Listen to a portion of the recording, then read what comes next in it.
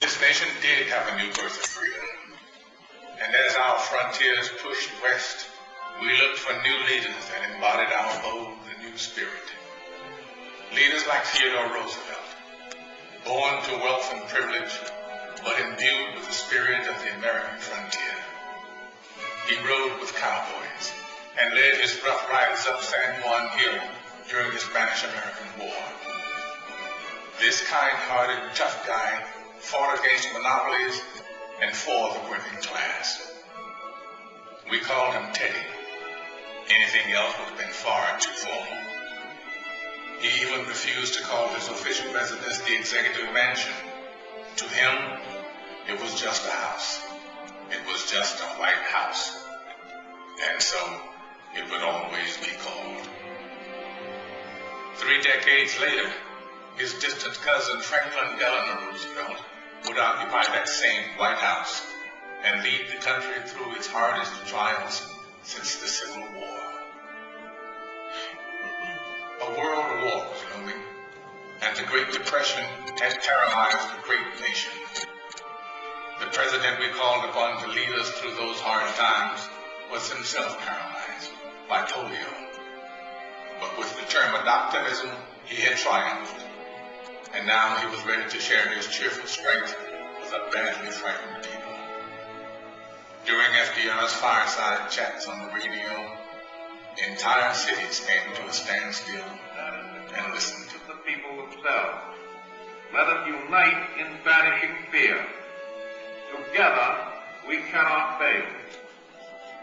In a calm and reassuring voice, he called out to America, and America answered back.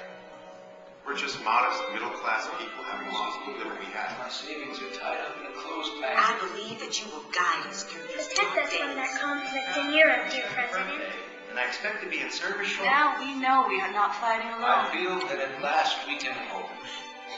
With that hope, we began to believe in the future again.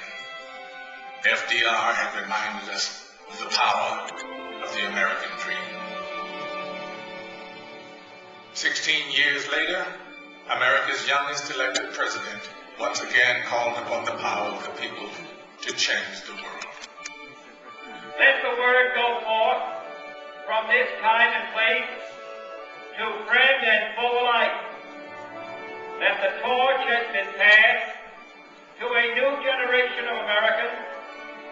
John F. Kennedy's stirring words ushered in a historic decade of civic activism, in which ordinary Americans struggled to right old wrongs and chart new frontiers of possibility. It has always been the role of presidents to remind us of our roots, to call us to the future. In their best moments, they speak words that are already there in our hearts, especially in times of tragedy. All I have, I would have given gladly not to be standing here today. We mourn 7 heroes. We mourn their loss as a nation together. You have lost too much, but you have certainly not lost America. For we will stand with you.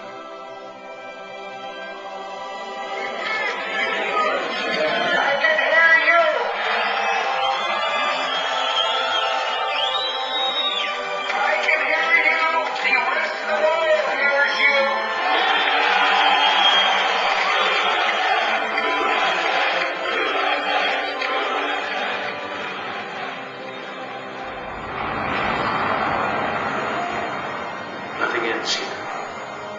Our hopes and our journeys continue. And as our journeys continue, what once seemed revolutionary now seems profoundly simple. That we should choose our own leaders. That our hopes should be their hopes. Our fears, their fears. Our dreams, their dreams.